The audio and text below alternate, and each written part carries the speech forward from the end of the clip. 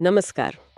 बिहार में चुनावी माहौल एकदम गर्म है और सबके जहन में एक ही सवाल है, भाई अगला मुख्यमंत्री कौन।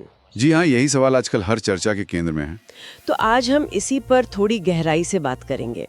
हमारे पास कुछ विश्लेषण हैं, कुछ रिपोर्ट्स हैं जो बिहार की राजनीति पर फोकस कर रही हैं। बिल्कुल, और कोशिश यही रहेगी कि इन स्रोतों के आधार पर जो मुख्य दावेदार दिख रहे हैं उनकी स्थिति को थोड़ा समझें। हाँ, मतलब इन चार बड़े चेहरों के इर्द गिर्द जो बातें हो रही हैं उन पर बात करते हैं। चलिए शुरू करें। जरूर। तो सबसे पहले सबसे अनुभवी चेहरा नीतीश कुमार, जेडीयू के नेता। एक जमाना था जब उन्हें सुशासन बाबू कहते थे। हाँ, अनुभव तो खैर उनका बहुत ज्यादा है, प्रशासन पर पकड़ भी मानी जाती है, लेकिन पिछले कुछ सालों में जो हुआ है। आप उन राजनीतिक निष्ठा बदलने की बात कर रहे हैं, एनडीए, महागठबंधन, फिर एनडीए, फिर महागठबंधन। जी हाँ, बिल्कुल। कई बार ये जो बदलाव हुए हैं उस पर हमारे स्रोत काफी कुछ कहते हैं, मतलब एक अवसरवादी वाली छवि बनी है, ऐसा कुछ विश्लेषण मानते हैं। तो क्या अब जनता इस अनुभव को उस छवि के सामने रखेगी? क्या वो सुशासन बाबू वाली बात अब पुरानी हो गई लगती है? देखिए, ये बड़ा पेचीदा सवाल है। अनुभव तो है और ग्रामीण वोट बैंक भी, जैसा कुछ रिपोर्ट्स बताती हैं, अभी भी उनके साथ है। सही। लेकिन हाँ, ये बार बार के बदलाव, जनता फिर से उतना ही भरोसा जताएगी, ये देखने वाली बात होगी। मतलब अनुभव बनाम छवि का एक मुकाबला सा है। अच्छा, अनुभव के सामने अगर युवा जोश को रखें तो नाम आता है तेजस्वी यादव का, आरजेडी के नेता। जी, लालू प्रसाद यादव के बेटे, और 2020 में उन्होंने आरजेडी को सबसे बड़ी पार्टी बनाया था, ये भी एक बड़ी बात थी। हाँ, और उनके वादे, खासकर वो 10 लाख नौकरी वाला वादा काफी चर्चा में था। युवाओं में, बेरोजगारों में एक उम्मीद जगी थी। वादे और हकीकत का फासला। हाँ, कह सकते हैं। और फिर प्रशासनिक अनुभव की बात आती है, क्या वो परिपक्वता है? ये सवाल कुछ विश्लेषक उठाते हैं। इसे उनकी एक संभावित कमजोरी माना जाता है। लेकिन अगर महागठबंधन की सरकार बनती है या बनी रहती है तो फिर मुख्यमंत्री पद के लिए उनका दावा सबसे मजबूत है, इसमें कोई शक नहीं।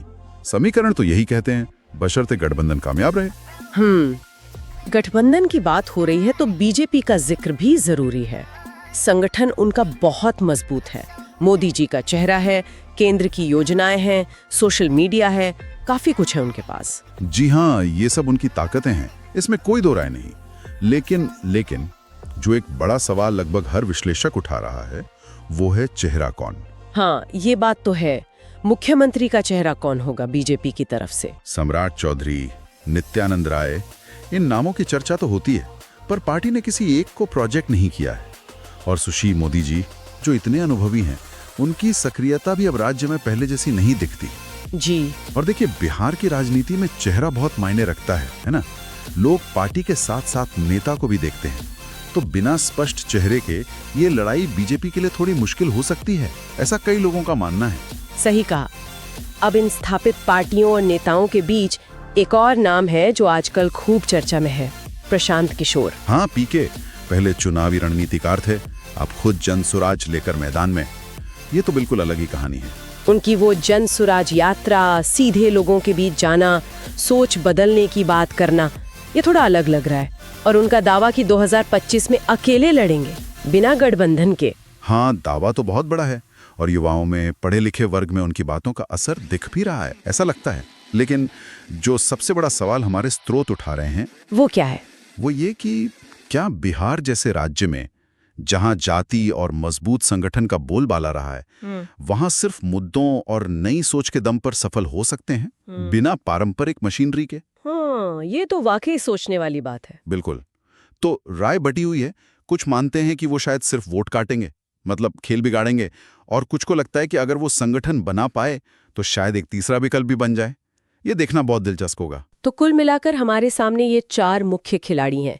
नीतीश कुमार अपने अनुभव और बदली छवि के साथ, तेजस्वी यादव युवा जोश और वादों के इम्तिहान के साथ, बीजेपी अपनी ताकत और चेहरे की तलाश के साथ, और प्रशांत किशोर एक नए प्रयोग के साथ। जी, और जनता इन सब के बीच है। वो क्या चाहती है? अनुभव, युवा जोश, पार्टी की ताकत, या कोई बिल्कुल नया विकल्प? बिहार की राजनीति वैसे भी बहुत जटिल है। बहुत ज्यादा। जाति, वर्ग, विकास, बेरोजगारी, पहचान, न जाने कितने मुद्दे एक साथ चलते हैं। तो ये चुनाव सिर्फ सीटों का गणित नहीं है। सही। ये बिहार के भविष्य की दिशा तय करेगा। एक तरह से ये विकल्पों के बीच चुनाव है। क्या पुराने रास्ते पर ही चलना है या कोई नया मोड़ लेना है? तो आज हमने कोशिश की बिहार की इस उलझी हुई चुनावी तस्वीर के मुख्य किरदारों और उनकी चुनौतियों को समझने की। मुकाबला अनुभव, आकांक्षा, संगठन और एक नई राजनीति की दस्तक के बीच है। और एक सवाल जो शायद हमें सोचना चाहिए, क्या बिहार इस बार अपनी जानी पहचानी राजनीतिक लीक पर ही चलेगा या कोई ऐसा अप्रत्याशित नतीजा देगा जिसका असर शायद आगे तक महसूस हो? बिल्कुल, इसका जवाब तो अब नतीजों के बाद ही मिलेगा।